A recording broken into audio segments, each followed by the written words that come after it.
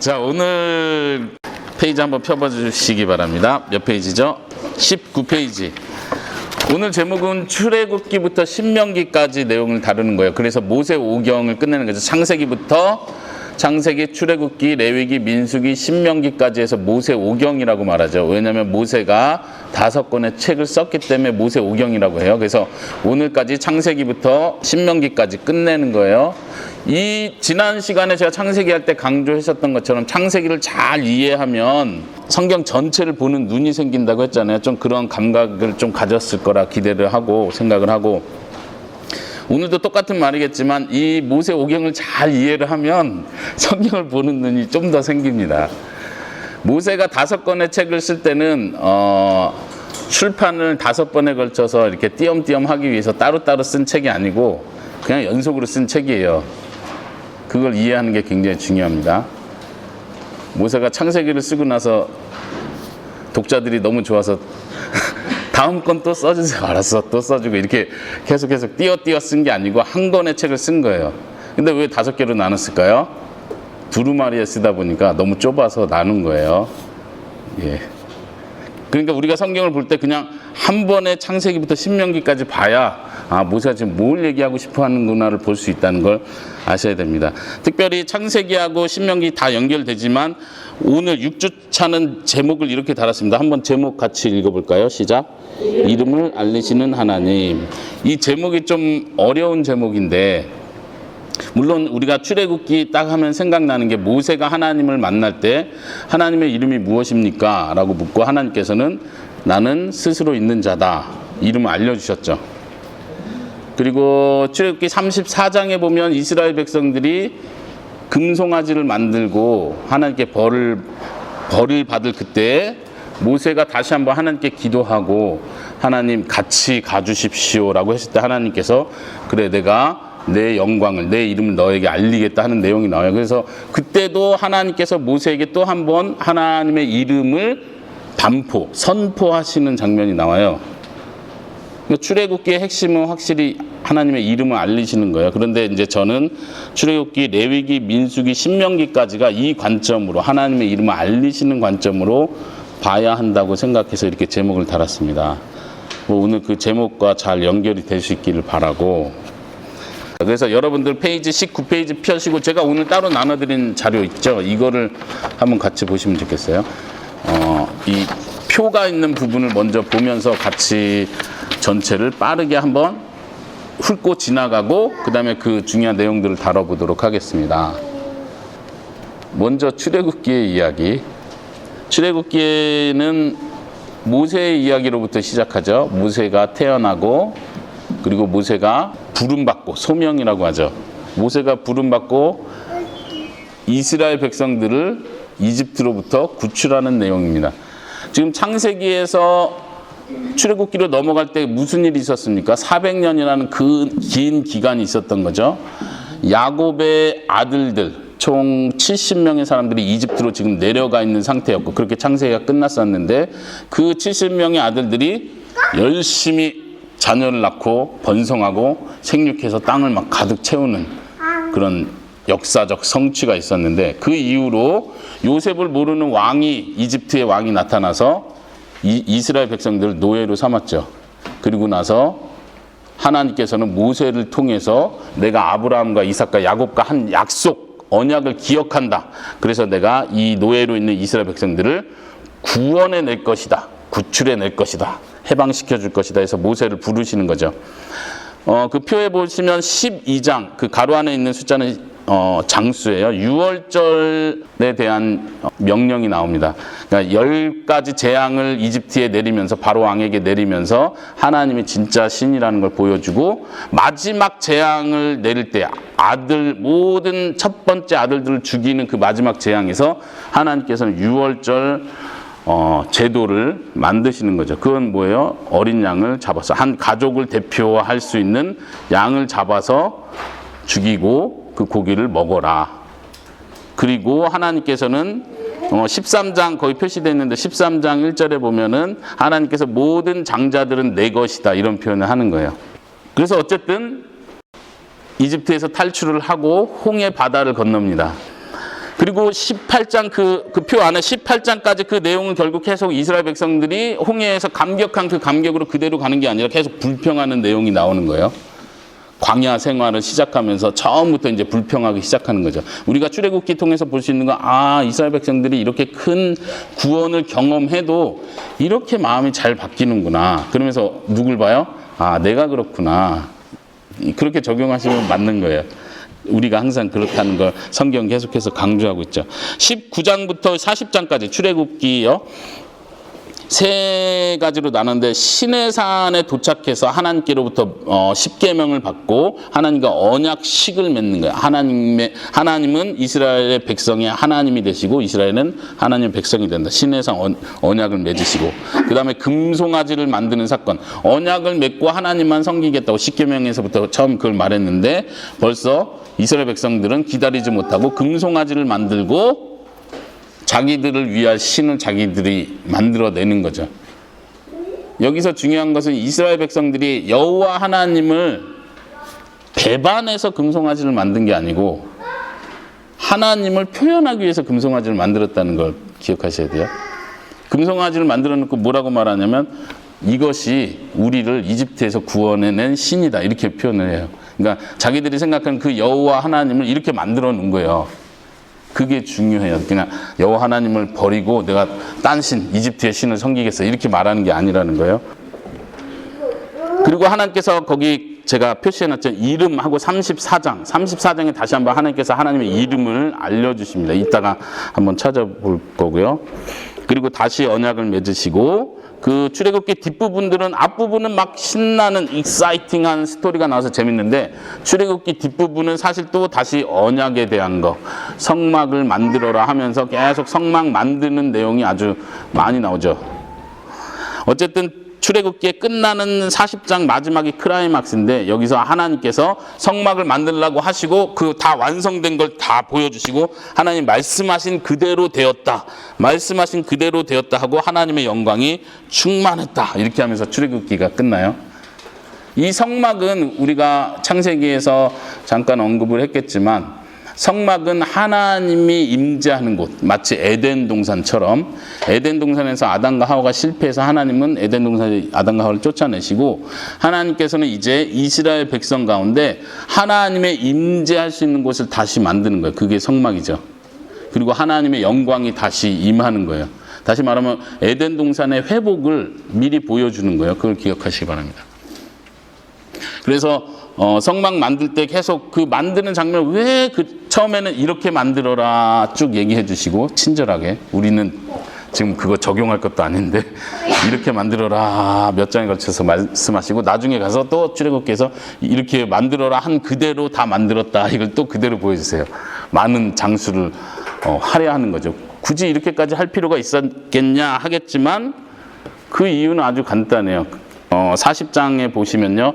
쭉 뭐라 말하냐면 하나님께서 모세에게 명한 대로 되었더라. 명한 그대로, 말씀하신 그대로, 말씀하신 그대로. 이걸 계속 그걸 강조하기 위해서 그렇게 길게 썼다는 걸 이해하셔야 돼요.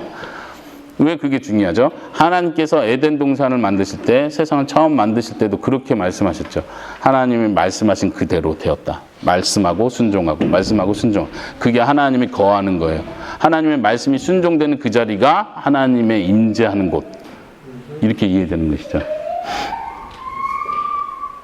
레위기로 넘어가면요. 레위기는 스토리가 아주 짧은 스토리가 몇 개만 나오고 레위기는 솔직히 다 법에 대한 거예요. 그래서 레위기는 우리가 가장 싫어하는 성경 중에 하나인데 아까 말한 것처럼 우리가 지금 적용할 게 아니잖아요. 뭐 부정한 거 정한 거 목사님 이거 돼지고기 먹어도 돼요? 뭐 이런 건 아니잖아요. 지금 그건 아니라는 거 우리가 분명히 알고 예수님 때문에 모든 법들이 모든 그런 의식법, 제사법에서 우리가 자유했다는 거 이제 알아요. 우리가 그렇게 하지 않는 거죠. 그냥 이단들만 우리 해야 된다 뭐 이러고 있는 거고 우리는 그렇게 믿지 않습니다. 그럼에도 불구하고 한번 레위기의 구성을 한번 보십시오. 레위기는 어쨌든 시내산에서 하나님께서 주신 내용이에요. 이동 경로가 나오는 것이 아니고요. 거기에 이렇게 제가 표시를 나눠놨는데 그 표시를 잘 보시면요. 1장부터 7장 그리고 23장부터 27장은 의식에 대한 거예요. 이렇게 평행되는 거예요. 그 다음에 두 번째 8장부터 10장 그리고 21장부터 22장은 제사직에 대한 거 따라오십니까? 그리고 11장부터 15장, 18장부터 20장은 다시 한번 정결법에 대한 게 두 번 나와요. 그리고 16장부터 17장은 뭐예요? 대속죄일에 대한 이야기가 나오죠. 레위기가 이렇게 문학적으로 구분되어 있다는 걸 인식하는 게 굉장히 중요한데, 사실 모세오경 자체가 전체가 이런 평행 구조를 가지고 있어요. 모세오경 전체가 평행 구조를 가지고 있는데 레위기도 그 안에서 평행 구조를 가지고 있어요. 5권의 책인데 창세기, 출애굽기, 레위기, 민수기, 신명기 5권의 책에서 제일 가운데는 뭐예요? 레위기잖아요. 그래서 이 창세기와 신명기가 병행을 이루어요. 병행을. 그리고 출애굽기와 민수기가 병행을 이루어요. 그리고 레위기가 그 가운데 핵심으로 들어있는 거예요. 다시 말하면 모세오경의 핵심은 어디에 있어요? 레위기에 있어요. 그게 마음이 아픈 거죠. 우리가 제일 이해하기 힘든 게 핵심이라니. 근데 레위기도 똑같이 그렇게 병행 구조로 있다가 레위기의 핵심은 어디에 있겠어요? 16장, 17장에 있는 거. 뭐에 대한 설명? 대속죄일에 대한 거. 17장은 피는 생명이다. 이 이야기. 지금 그거가 핵심이에요. 피는 생명이다. 복음적이죠? 예수님의 피로 우리가 생명을 얻는 그 원리를 대속죄일 때 보여주는 것이죠. 모세오경 전체가 모세가 의도를 가지고 분명 목적을 가지고 문학적 구조를 가지고 썼다는 걸 우리가 믿을 때 그 핵심이 대속죄일, 어린 양의 피로 우리의 죄가 깨끗해진다는 걸 계속해서 강조하면서 보여준다는 걸 여러분들이 알 수 있으면 좋겠습니다. 네. 그리고 레위기에서 중요한 부분인데요. 그 레위기 21장, 22장에 보시면은 제가 표시하는 글씨 있죠. 조그만 글씨로 거룩하게 하는 하고 22장 32절 그 부분을 한번 표시해 보시고요. 여기서 하나님께서 자신을 표현하면서 나는 너희를 거룩하게 하는 하나님이다. 이것이 하나님의 이름이에요. 하나님의 이름을 알리시는 거예요. 레위기에서도 11장에서 15장 끝에도 보시면 작은 글씨로 너희는 거룩하라 이렇게 표현되어 있죠. 여기서도 하나님은 내가 거룩하니까 어떻게 해요? 너희도 거룩해라. 그래서 이런 모든 법을 주는 거다. 의식법이든 제사법이든 제사장을 세우는 이유든 정결법이든 정한 거 부정한 거 그 내용을 다 우리가 살펴보진 않겠지만요. 그 다음에 사회 정의에 대한 거 관계에 대해서 성적인 문제에 대한 얘기를 계속 하는 이유는 내가 거룩하니까 너희도 거룩해야 된다 이거예요. 근데 레위기가 여기서 끝나면 복음이 없는 거죠. 근데 레위기는 아까 말한 22장 32절에서 하나님께서 나는 너희를 거룩하게 하는 하나님이다. 하나님의 이름이에요. 어떻게 거룩하게 하시죠? 이 법을 주면서 거룩하게 하는 거죠. 말씀을 주면서. 근데 문제는 이 말씀을 우리가 못 지키는 게 문제잖아요. 그러면 레위기 안에서는 우리가 복음을 발견할 수 없나요? 물론 이제 제사가 어린 양이 예수님을 예표한다 이런 차원에서 우리가 복음을 발견하는데 어쨌든 모세오경 전체 이따가 신명기에서 한 번 더 설명을 하겠지만 하나님께서는 우리를 거룩하게 하시는 하나님으로서 증명을 하세요. 내가 법을 주는 거, 내가 말을 주는 것도 거룩하게 하기 위해서다. 그런데 너네가 못 지킬 거 하나님은 당연히 아시죠. 그러면 하나님은 처음부터 뭘 계획하셨나요? 너네가 못 지키는 거 알고 내가 말씀, 명령, 말씀, 약속. 지난 시간에 기억나세요? 하나님의 명령과 말씀과 약속은 같은 개념이에요. 왜냐하면 하나님이 말하면 그렇게 되니까. 하나님께서 내가 거룩하니까 너희도 거룩해라 라고 말을 했어요. 근데 제가 지난 시간에 그런 표현했죠. 하나님의 말씀이 씹혔나요? 내가 거룩하니까 너희도 거룩해라 명령하셨어요. 말씀하셨어요. 근데 그 말씀은 어떻게 됐나요? 땅에 떨어진 건가요? 하나님의 말씀이 거룩해라. 빛이 있어라. 근데 빛이 말을 안 들어. 뭐야? 그러지 않았잖아요. 근데 사람은 하나님보다 더 강한가요? 내가 너를 구원한다. 그런데 하나님 한번 구원해 보세요. 저는 마음이 강팍해. 어떻게 하실 거예요? 거룩해라. 저도 노력했는데 안 되는 걸 어떻게 해요? 그럼 하나님 말씀이 하다 땅에 떨어지나요? 하나님 그게 아니라는 걸 창세기부터 보여주시는 거예요. 그리고 그걸 완성하시는 걸 보여주시는 거예요. 법을 준 걸로 끝났다면 하나님의 그 명령과 말씀은 땅에 떨어지는 거예요. 법으로 주는 걸로 끝나지 않고 그 말씀을 보내시는 거죠. 예수님을 통해 예수님이 말씀이 되셔서 내려오시는 거예요. 예수님을 통해서 그 말씀을 통해서 우리가 거룩해지는 거예요. 이해되십니까? 되게 단순한 말인 것 같은데 이게 성경에서 강조하는 성경의 중요한 핵심들이에요. 하나님은 말씀하셨고 말씀이 사람이 되셔서 이 땅에 오시고 그 사람이 되신 예수님을 통해서 우리가 거룩해지는 거예요. 예수님이 가르쳐 주신 말씀, 다시 예수님의 삶 자체가 우리를 거룩하게 하는 원동력이 되는 거죠. 예. 민수기를 한번 넘어가 볼게요. 민수기에서는 이제 시내산을 떠나면서 광야로 나아가는 거예요. 그 민수기라는 단어 자체가 히브리어로는요, 광야에서 이런 뜻이에요. 광야 사건이 나오는데 크게 세 부분으로, 여러분들이 가지고 있는 19페이지에서도 크게 세 부분으로 나눠놨는데요. 그것과는 좀 장수가 좀 더 세밀하게 나눠져 있죠. 처음에는 시내산에서 있었던 일이고요. 그리고 세 번째 칸에 보시면 이동해서 가데스 있는 쪽으로 가고, 가데스에서 정탐꾼을 보내는 거죠. 그 다음에 이동해서 다시 한번 모압 평지로 갑니다. 자, 세 장소에서 이루어진 일이 민수기예요. 그래서 민수기는 좀 더 레위기보다 좀 더 재밌죠. 왜냐하면 실제적으로 좀 이동하는 게 나오고 사건들이 나오고 불평하는 게 또 나오고 하니까 좀 볼만한데, 어쨌든 1장부터 10장까지는 여전히 재미가 없어요. 일단 정적이기 때문에, 움직이지 않기 때문에 계속 또 명령을 하고 인구 조사를 하고 군대 조직하고. 근데 우리가 느끼듯이 뭐 제사법이든 의식법이든 계속 이 법을 말할 때 우리가 적용할 게 없잖아요. 우리가 성막 만들 것도 아니고 제사 지금 지낼 것도 아닌데 이거 지금까지 우리가 열심히 읽을 필요가 있나요? 열심히 읽을 필요는 없는데 그 내용을 정확하게 알 필요는 있어요. 뭘 강조하는지는. 여기서도 인구 조사하고 군대를 조직하는 거예요. 이제 이스라엘 백성이 됐잖아요. 백성은 이제 백성 중에 20대 이상 건강한 사람들은 군인이 되는 거예요. 나라를 지키는 군인이 있어야 되잖아요. 그래서 군인들을 정확하게 계수하는 거예요. 그래서 진을 편성하고 지파별로 어떻게 이스라엘 12지파가 이동을 할 건지 그걸 정하는 거죠. 그리고 조그만 글씨로 레위인은 내 것이다 이런 표현이 있죠. 이따가 한번 찾아보도록 하겠고요. 그 다음에 두 번째 유월절을 지키는 장면. 첫 번째 유월절은 이집트에서 탈출할 때 지킨 게 첫 번째 유월절이고, 이제 여기서는 두 번째 유월절을 지키는 거예요. 그 다음에 이동하면서 10장에서부터 12장은 이동하면서 하는 일은 계속 원망하는 일.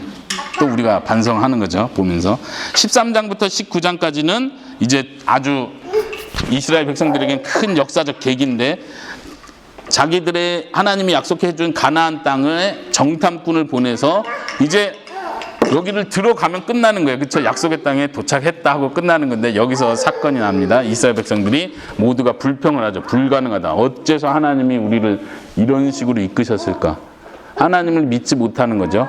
그리고 하나님께서는 그거에 대한 벌로 정확하게 너희가 정탐한 날짜가 40일이었는데 그 날짜 그대로 해서 너네가 40년을 방황할 것이다. 그리고 불평했던 사람들, 우리가 이대로 다 죽겠다라고 말했던 그 사람들은 너네 말대로 죽을 것이다. 뭐 그래서 많은 목사님들 그런 얘기하죠. 말 조심하라고. 말이 씨가 돼서 여러분들이 말한 대로 그렇게 된다고. 근데 걱정하지 마세요. 그 정도는 아니에요. 하나님은 말하신 대로 돼요. 근데 우리는 하나님과 똑같진 않아요. 하여튼 불평하지 말아야 되는 건 성경의 가르침이죠. 네. 그 다음 원망해서, 예, 그 조그만 글씨 보이세요? 내가 너희를 용서한다 그래 놓고 죽을 것이다. 이 말은 모세가 다시 한번 불평하는 이스라엘 백성들을 위해서 대신해서 기도를 해요. 중보기도. 하나님 용서해 주세요. 큰 죄를 졌습니다. 그랬더니 내가 용서하겠다. 그러나 그 1세대들은 다 죽을 것이다. 그 얘기를 이어서 한다는 걸 기억하는 게 중요해요. 왜냐하면 하나님의 이름을 알리실 때, 모세에게 알리실 때 나는 자비롭고 은혜롭고 노하기를 더디하는 하나님이다. 인자가 많은 하나님이다. 그러나 죄는 용서하지만 그 벌은 면제해 주지 않는다. 이렇게 말씀하거든요. 이따가 찾아볼게요. 출애굽기에 그 부분이 성경 전체를 이해하는, 아주 복음을 이해하는 아주 중요한 하나님의 이름이에요. 하나님의 이름. 하나님은 용서하시는 하나님이에요. 우리가 믿는 바대로. 그런데 벌을 면제해 주는 하나님은 아니에요. 그걸 이해하는 게 굉장히 중요해요. 벌을 면제하지 않기 때문에 예수님이 죽으셔야만 했던 거잖아요. 그리고 하나님 용서. 그래서 여러분들이 자녀를 가르칠 때 아주 중요한 복음적으로 자녀를 가르치는 법 중에 하나가, 저희는 그렇게 하거든요. 잘못하면 이리 와, 맴매 맞자. 죄송해요, 잘못했어요. 알았어, 잘못했지, 용서해 줄게. 근데 한 대 맞아. 그 애들이 당황을 하죠. 용서해주면 안 때려야 되는 거 아니에요? 아니야, 용서는 할 거야. 근데 맞아야 돼. 여러분들 이해하세요? 그렇게 하시나요? 우리가 신앙을 잘못 배우면은 하나님 저를 다 용서해 주시죠? 그리고 나서 회개기도 한다고 해놓고 가서 똑같은 죄를 또 쉽게 짓거든요. 왜냐면 용서해 주기 때문에 혼내지 않을 거라고 우리가 생각하기 때문에 그래요. 근데 하나님은 그렇지 않아요. 자녀이기 때문에 징계하는 거죠. 히브리서에서 말하는 것처럼 하나님은 자녀에게 특별히 더 징계를 하시는 거예요. 우리가 그 하나님을 잘 이해하는 게 필요한데, 하나님의 이름을 강조하면서 그 부분을 강조하는 거예요. 그리고 또 계속해서 고라의 반역이 일어나고요. 다시 한번 내가 너의 분깃이다, 이 얘기 지금 글씨 어딘지 보이십니까? 네. 거기서는 다시 레위인에 대한 이야기를 하는 거예요. 아까 1장에서 10장 그 위에 레위인은 내 것, 제가 조그만 글씨로 밑줄 쳐놨잖아요. 네. 거기하고 지금 18장에서 나오는 레위인에게 말하기를 하나님께서 내가 너의 분깃이다, 산업이다, 이 얘기예요. 왜냐면 레위인은 따로 땅이 없었고 분배받지 않았고 레위인은 따로 농사를 짓지 못했잖아요. 먹고 살 게 없잖아요. 그러니까 하나님께서 내가 너의 기업이다, 이렇게 말해요. 어떠세요, 여러분들? 레위인 더 좋은가요? 그냥 다른 지파들은 열심히 일해서 농사 짓고 일해가지고 가축해가지고 11조만 내면 되잖아요. 그리고 자기가 더 많이 일해서 더 많이 부자가 되면 10분의 1만 드리면 되니까 나머지 9는 자기네 거니까 더 부자가 될 수는 있잖아요. 근데 레위는 자기가 돈을 버는 게 아니라 하나님께로부터 받는다는 거예요. 하나님이 내 분깃이 된다는 게 그거죠. 그래서 제사장들, 레위인들은 11조로 먹고 살았죠. 여러분들 어느 쪽이 좋은 것 같아요? 11조로 먹고 사는 쪽이 좋은 것 같아요? 내가 이래서 굴을 만드는 게 나은 것 같으세요? 하여튼 중요한 것은 우리가 레위기에서도 그렇고 민수기, 신명기까지 넘어갈 때 하나님께서 장기적으로 길게 하나님께서 계획하시는 건 뭐냐면 내가 너희를 레위인으로 불렀다, 이거예요. 내가 너희를 제사장으로 불렀다.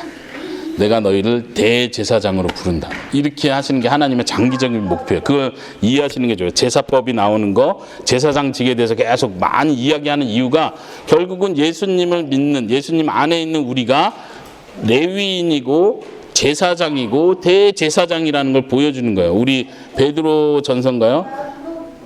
너희는 왕 같은 제사장이요, 이렇게 표현하죠. 그 말이 엄청 큰 의미예요. 그걸 자세히 설명해 주는 게 이제 히브리서에서 예수님이 대제사장이다, 이런 설명을 하죠. 그리고 우리는 예수님과 함께 그 모든 은혜를 누리는 거예요. 예수님과 함께 예수님을 통해서 하나님께로 나아가는 거죠. 은혜의 보좌에 담대히 나아간다. 어디로 나가는 거예요? 지성소로 가는 거예요. 우리가 지성소로 가면 어떻게 돼요? 우리 평민인데 평민은 못 가죠. 레위인이고 제사장이고 대제사장만 지성소로 들어갈 수 있는 거예요. 우리가 그렇게 대제사장이 된다는 걸 성경은 장기적으로 보여주고 있습니다. 그러니까 레위기, 민수기 이런 많은 제사법들을 보면서 야, 너무 많다, 너무 복잡하다, 힘들다, 이걸 느낄 때마다 동시에 뭘 생각하셔야 되냐면 근데 이게 나한테 이루어진 거구나. 이미 내가 대제사장이 된 거구나. 너무 영광스럽다. 내가 이 고생 안 해도 예수님 때문에 지금 대제사장의 그 위치까지 온 거구나. 하나님의 은혜의 보좌 앞에 담대히 나간 위치까지 온 거구나. 이걸 여러분들이 같이 기억하시면 지루한 책을 읽으실 때 좀 더 위로를 받으실 수 있습니다. 어쨌든 다시 하나님께서 레위인에게 내가 너의 분깃이다 한 말은 사실 여러분들 아브라함과 하나님께서 약속을 맺으실 때 기억나세요? 한번 찾아볼까요? 거기 창세기 15장인가요? 네, 15장 1절. 제가 읽어볼게요. 이후에 여호와의 말씀이 환상 중에 아브라함에게 임하여 이르시되 아브라함아 두려워 말라. 나는 너의 방패요 너의 지극히 큰 상급이니라. 여기서 말하는 상급이 기업, 너의 유산, 이런 뜻이에요. 지금 그러니까 2절에 보세요. 아브라함이 주여 여호와여 무엇을 내게 주시려 하나이까? 나는 자식이 없사오니 나의 상속자는 이 다메섹 사람 엘리에셀이나이다. 지금 하나님은 되게 멋있는 말을 하는데 아브라함은 뚱딴지같이 내 자식이 없습니다 이러고 있잖아요. 자식은 여호와께서 주신 기업이라고 표현하잖아요. 시편에. 그 기업이란 단어하고 여기 나온 상급이란 단어가 지금 히브리어가 같은 단어예요. 근데 하나님 말하기를 너 자식 없지? 내가 너의 기업이야. 지금 아브라함이 당황스러운 거죠. 아니 하나님 내 그럼 자식입니까? 아니, 저는 자식이 없는데 자식이나 주세요. 지금 이 얘기하고 있는 거예요. 아브라함 지금 하나님이 나의 기업이 되고 분깃이 된다는 말을 잘 이해를 못하는 것 같아요. 근데 어쨌든 레위인에게도 똑같이 그 말을 하는 거예요. 내가 너희의 분깃이다, 산업이다. 우리 크리스찬들에게 있어서, 예수를 믿는 사람들에게 있어서 우리의 유산, 우리의 모든 재산, 기업, 우리의 모든 가진 것은 하나님이 되는 거예요. 그걸로 감사하십니까? 우리도 아브라함처럼 하나님 그건 감사한데요. 저 지금 살 집도 없어요. 직장도 못 구했어요. 뭐 이러고 있으면 안 되죠. 이게 하여튼 성경의 가르침과 우리의 삶의 현실의 괴리예요. 우리가 그걸 좁혀나갈 수 있기를 바랍니다. 자, 민수기 다시 와서 20장부터 21장 또 다시 이동하는 장면이 나오면서 또 원망합니다. 모세가 너무 화가 나가지고 반석을 2번 치는 사건이 여기서 나오죠.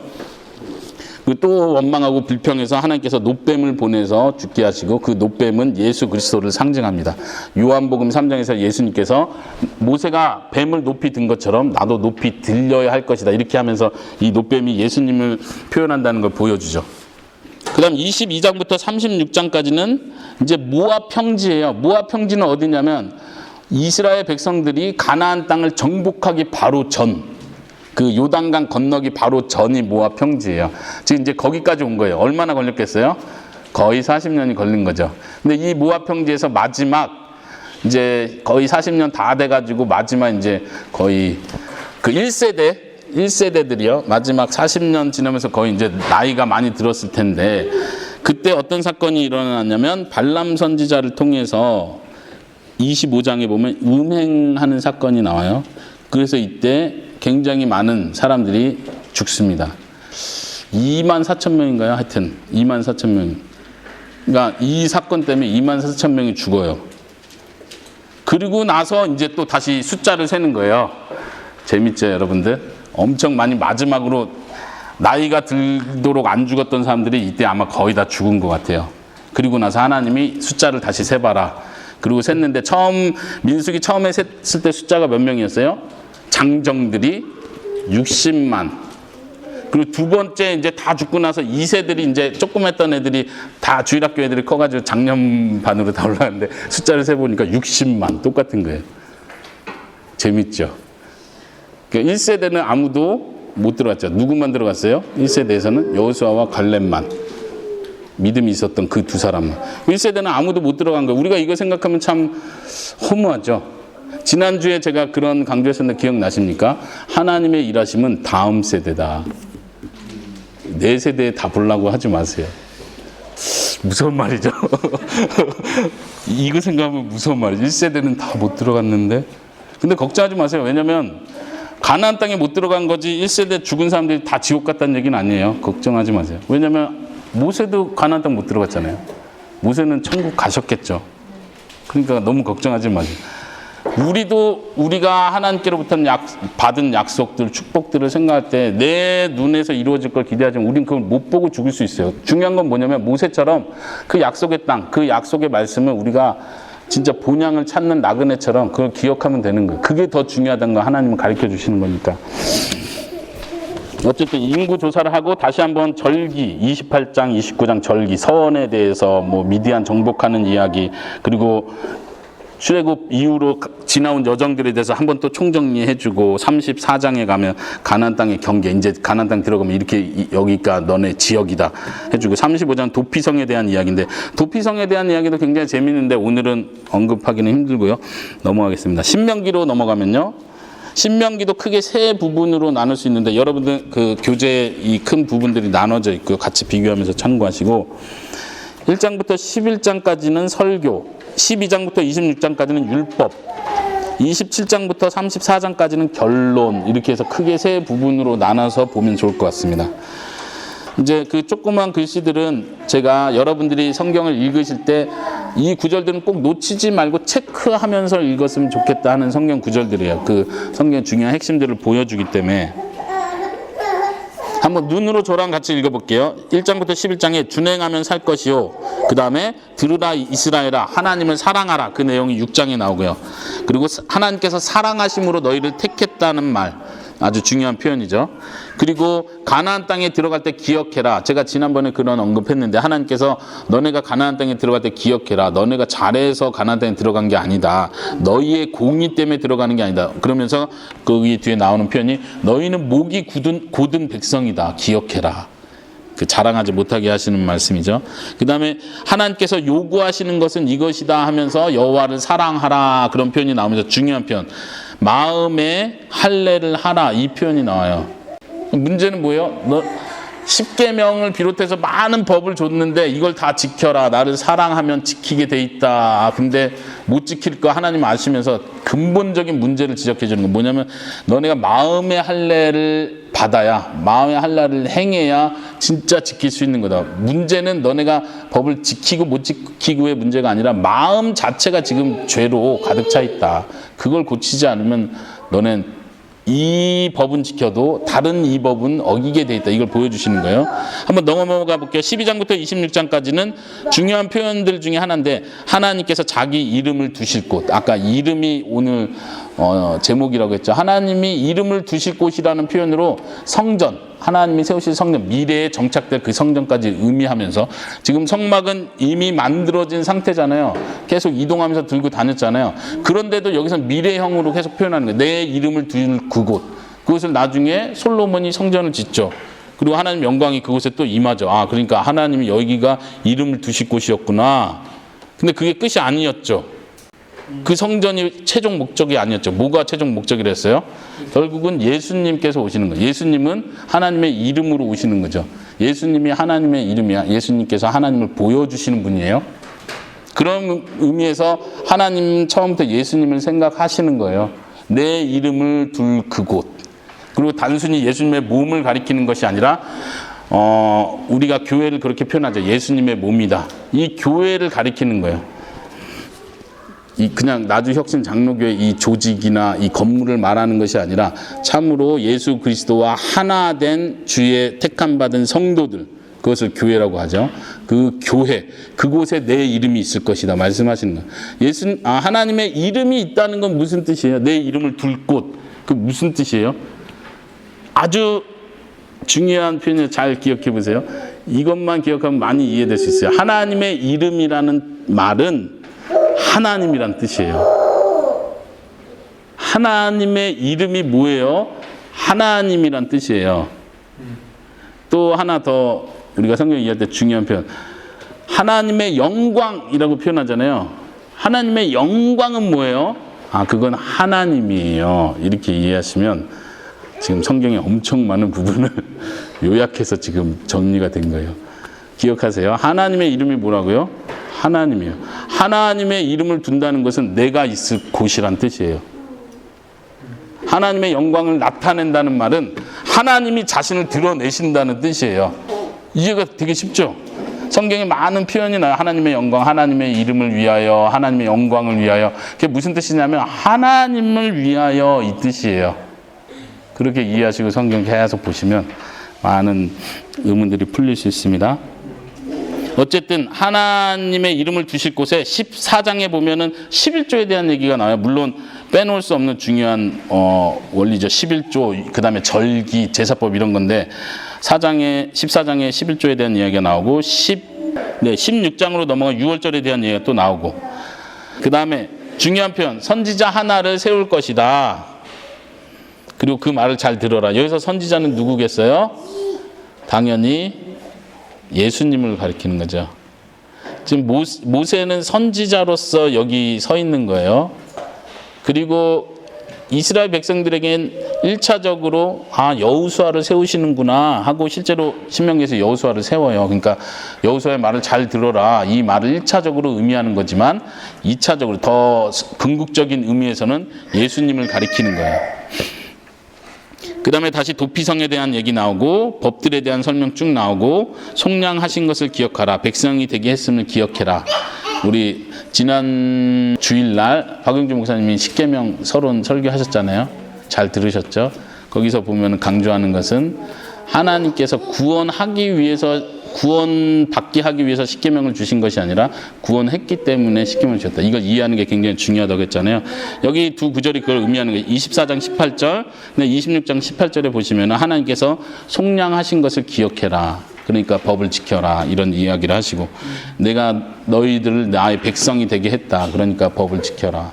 나를 사랑해라. 이런 이야기를 하시는 거예요.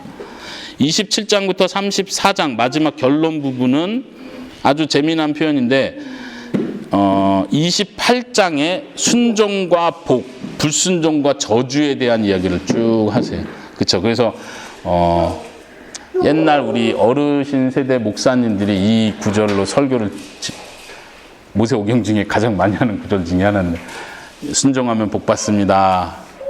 어떻게 복 받아요? 나가도 복을 받고 들어가도 복을 받고 뭐 다 밥그릇도 복을 받고 다 이 복 얘기할 때 항상 빠지지 않는 거고. 근데 같은 28장에 사실 잘 보면 저주에 대한 얘기가 더 많아요. 복 받는다는 얘기보다 저주가 거의 2배로 많은데, 순종하면 복 받죠. 근데 순종 못하면 어떻게 돼요? 저주 받는다. 어떻게 저주를 받아요? 들어와도 저주를 받고 나가도. 그러니까 우리가 이 말씀을 적용할 것 같으면 저주 받는다는 결론이 나오는 거지 복 받는다는 결론이 나오진 않아요. 그러니까 문자적으로 갈 수 없다는 거예요. 이것이 예수님 안에서 성취가 됐다는 걸 믿지 않으면 그냥 다이렉트로 내가 한번 요즘에 하나님이 나에게 이런 걸 명령하는 것 같아. 순종해보자. 순종하면 복 주겠지. 이런 식으로 성경 구절을 인용할 것 같으면 순종 완벽하게 못한 이상 우린 저주를 받는 거야. 그냥 계속 저주가 따라오는 거죠. 그렇게 함부로 적용하지 않아야 되고, 항상 예수 그리스도 중심으로 예수님께서 이 모든 율법을 성취하셨다. 그러므로 내가 저주 아래 있지 아니하고 하나님의 은혜를 받는 자가 되었다. 이렇게 이해하는 게 중요하겠습니다. 신명기 거기 한번 찾아볼게요. 29장 4절에 이제 이 법들을 총정리하면서 놓치지 말아야 될 구절인데, 29장 4절, 신명기 29장 4절 읽어볼게요. 4절 한번 같이 읽어보겠습니다. 시작. 그러나 깨닫는 마음과 보는 눈과 듣는 귀는 오늘까지 여호와께서 너희에게 주지 아니하셨느니라. 그래서 뭐 어쨌다는 거예요? 이 구절이 지금 하나님이 너희한테 안 줬대요. 뭐를 안 줘요? 깨닫는 마음 안 줬대요. 볼 수 있는 눈도 안 주고 들을 수 있는 귀도 안 줬대요. 그래서 너네가 계속 실패한 거야. 40년 동안. 이해하세요? 좀 너무 하신 표현이죠. 기분 되게 나쁜 표현이에요. 우리가 선악과 왜 만드셨어요? 뱀을 왜 주셨어요? 왜 우리가 유혹당할 때 도와주지 않았어요? 하나님이 그걸 계획하신 거야. 이러면 되게 기분 나쁘잖아요. 지금 여기선 아예 대놓고 그런 표현을 지금 모세가 하고 있는 거예요. 너네가 40년 동안 다 고생했지? 잘 들으세요. 너네 엄마 아빠 다 죽었지? 왜 죽었는 줄 알아? 하나님이 이걸 안 주셔서 그런 거야. 그거 어떻게 하라는 거예요? 지금 이 세대들, 우리 엄마 아빠 지금 광야 고생하다 다 돌아가시고 이 좋은 땅도 구경 한번 못 시켜드리고 우리 엄마 아빠 다 죽은 거잖아요. 지금 이 세대는 되게 기분 나쁜 거예요. 그렇죠? 근데 모세가 대놓고 이런 말을 하는 거죠. 하나님이 그런 마음을 안 주셨어. 그런 마음을 안 주시면 너네 엄마 아빠도 마찬가지고 너네도 마찬가지야. 똑같이 범죄하고 하나님께 벌 받는 거야. 근데 더 중요한 표현이 있어요.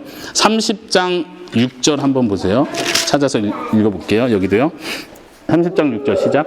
내 하나님 여호와께서 내 마음과 내 자신의 마음에 할례를 주사 너로 마음을 다하며 시기하여 내 하나님 여호와를 사랑하게 하사 너로 생명을 얻게 하소서. 신명기 읽을 때 이 구절은 진짜 전체 중에서 놓치지 말아야 될 유일한 구절이다 할 수 있을 정도로, 신명기 뭐 아무리 계명 많이 얘기하고 그래 순종해야지, 그래 말씀드려야지, 주님의 은혜가 큰데 감사해야지, 노력해보자, 이런 식으로 신명기를 읽어가시면 안 되고요. 이 구절을 기억하세요. 이게 복음이야. 신명기에서 가르쳐주는 복음 뭐냐면, 아까 1장부터 11장 그 위에 마음의 할례를 행해라 이렇게 명령했거든요. 그곳에서는요. 10장 12절이요. 보이세요? 체크해 보시고요. 마음의 할례를 행해라 명령했는데, 아까 말한 것처럼 하나님의 그 명령이 땅에 떨어지냐 이 말이에요. 하나님께서 말씀하기를 내가 할 거야. 내가 너희들의 마음의 할례를 행해 줄 거야. 이렇게 말씀하시는 거예요. 하나님께서 항상 법을 주실 때, 모든 법을 주실 때 너네 이걸 행해라. 근데 어떻게 우리는 못 하잖아요. 그래서 해야 돼요 말아야 돼요 이러고 있는데, 하나님께서는 내가 하게 할 거야. 너네 부모들이 못했지. 왜 못했는지 알아? 하나님이 깨닫는 마음을 안 줘서 못한 거야. 근데 하나님이 때가 되면 깨닫는 마음을 주실 거야. 너네 마음이 근본적으로 변화가 돼야 돼. 할례를 받아야 돼. 근데 어떻게 혼자 할례를 받을래? 내가 할 거야.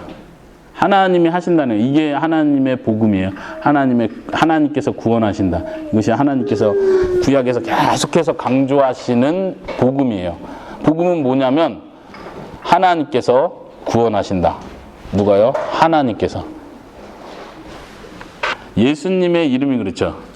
여호와가 구원이시다. 여호수아 이름과 같죠. 여호와께서 구원하신다. 이게 복음의 핵심이에요. 우리가 우리 자신을 구원하는 것도 아니고 하나님이 해주셔야 된다는 얘기를 하는 거죠. 맨 아래 보시면 생명과 복, 사망과 저주, 이 표현이 30장에 보면 있는데 여러분들이 한번 자세히 보세요. 뭐가 생각나세요? 30장 14절, 30장 19절인데 뭐가 생각나세요? 생명과 복, 사망과 화를 내 앞에 두었다. 그러니까 명령을 지켜라. 다시 한번 19절에서도 내가 생명과 사망, 복과 저주를 내 앞에 두었은즉 너와 내 자손이 살기 위해 뭘 선택해라? 생명을 선택해라. 아담과 하와 에덴 동산을 그대로 연상시켜주지 않아요? 아담이 실패했습니다.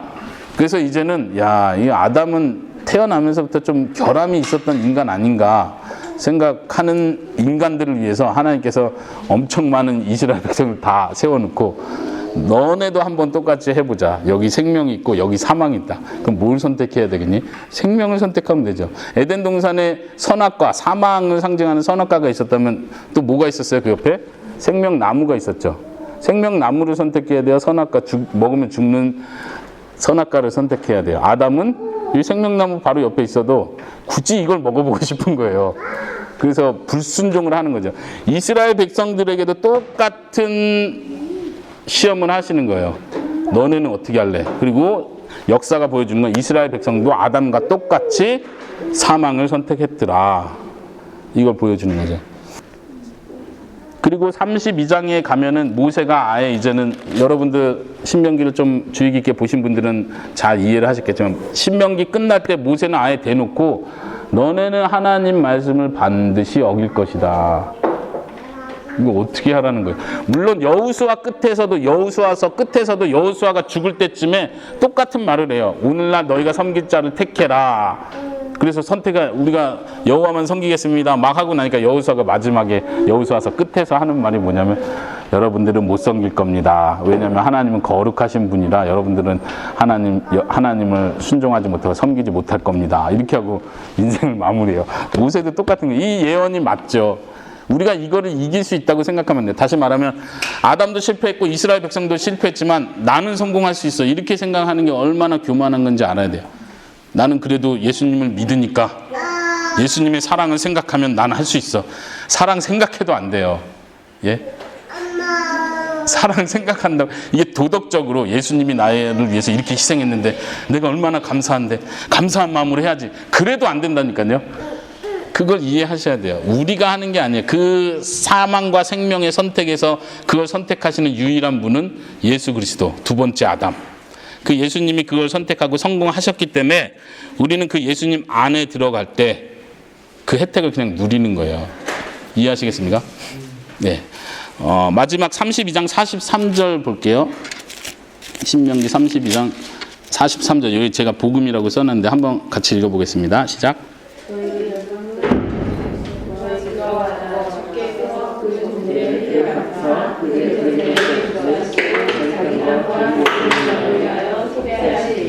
누가요? 주어. 누가? 주께서 속죄하신다. 백성을 위하여 대적들에게 복수하신다. 누가? 주께서.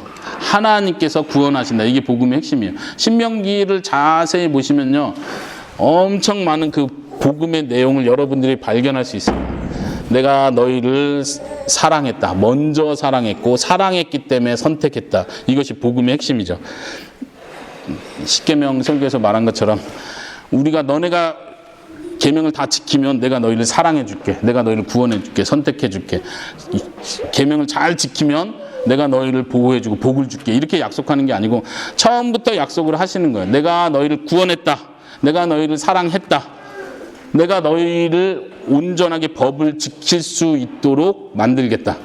그리고 계명을 주시는 거예요. 이해하십니까? 그럼 우리는 오늘날 한번 적용해 봅시다. 끝나는 건 아니고요. 오늘날 한번 우리 삶에 적용해 봅시다. 우리는 이 적용이 됐습니까? 하나님께서 마음의 할례를 직접 행해 주겠다. 깨닫는 마음을 주겠다 하셨는데 우리는 그게 지금 적용됐습니까? 좀 그렇게 돼야 되는데 계속 현실이 걸리는 거예요.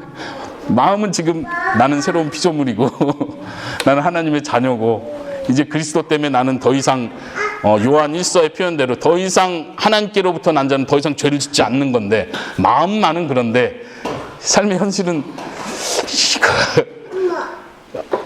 여기서 우리가 해야 될 일은 지난주에 했었던 말을 다시 한번 반복해 볼게요. 지난주에 했었던 얘기, 여기가 에덴 동산이고 여기가 하나님이 최종 목표한 천국이에요. 그리고 하나님께서는 에덴 동산에서 실패한 아담과 하와 이후에 이스라엘 백성들을 선택하시고 이스라엘 백성들에게 통째로 너네도 한번 똑같이 해봐라. 할 수 있냐? 못하는 걸 보여주신 거예요. 그리고 예수님을 다시 보낸 거죠. 아담이 실패했고 아담의 그 많은 후손들 단체로 했는데 단체로 실패를 한 거고 이제 예수님이 그 두 번째 아담으로 오셔서 이걸 성공하신 거죠. 지금 아담이 실패한 걸 예수님이 모든 율법을 지키셨어요. 하나님께서 여호와를 사랑해라, 명령한다, 사랑해라. 그리고 신명기에서 계속 반복되는 거 사실은 계명을 지키면 살 것이다 이렇게 표현을 하는 거예요. 그 말을 우리가 놓치면 안 돼요. 지키면 사는데 우리는 다 못 지킨 사람들이죠. 다 못 지켜왔죠. 그리고 예수님 믿고 있는 이쪽 사람들도 다 못 지키고 있어요. 근데 지킨 사람은 유일하게 예수님만 지킨 거예요. 지키면 산다. 그래서 예수님은 살았잖아요. 부활하셨잖아요. 그리고 이제는 예수님께 속한 그 모든 사람들이 똑같이 그냥 생명을 얻는 거예요. 다시 아담에게 속한 모든 사람들이 아담의 죄 때문에 다 죄인이 됐잖아요. 예수님이 이 모든 십계명, 계명들, 율법들을 다 지키시고 예수님께 속한 사람들은 그냥 예수님 때문에 의인이 되는 거예요. 이해되세요? 근데 문제는 지금 이제 내가 여기 있어요. 예수님은 그걸 해주셨고 나는 의인이야. 근데 문제는 뭐예요? 내가 죄를 짓는다는 거죠. 이 얘기를 하려고 했잖아요. 근데 요 제일 끝에 뭐가 있다고 했어요? 마지막 날. 우리는 이 과정 속에 있다는 거죠. 지난주에 강조했던 게 그거죠.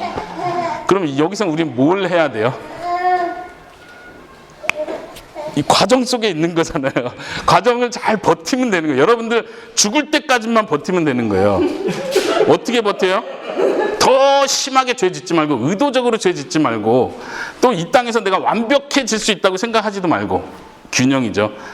에이 어차피 이 땅에서 완벽해지는 거 아니고 죽어야 이제 하늘나라 가야 내가 진짜 순종한 자가 될 텐데 지금은 어쩔 수 없지 이렇게 막 살지 말고 막 살지 않는 게 중요한 거예요.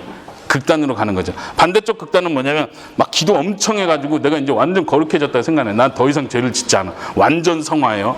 교리적으로 완전 성화가 돼서 이제는 난 죄를 짓지 않는다고 말해요. 이렇게까지 가지 말라는 거예요. 죄를 짓는다는 걸 인정하고 그리고 죄를 지면 회개하고 예수님을 의지하고 그렇지만 내가 여기서 하나님을 믿는데 내가 이렇게 죄를 짓나 너무 낙심하지도 말고 반대로 에이 대놓고 그냥 죄 짓자 이렇게 하지도 말고 하실 수 있겠죠. 할 수 있을 것 같지 않아요? 그러면 하나님이 보실 때 어쨌든 지금 나는 죄를 짓는데 하나님 보실 때는 어떻게 하는 거죠? 내가 너무 죄송해서 하나님은 더 이상 여러분들을 보시지 않아요. 예수님을 보시는 거죠. 심판을 위해서 여러분들 한 사람 한 사람 보시지 않는다고요. 심판을 위해서 예수님을 보시고 더 이상 심판하시지 않는 거예요.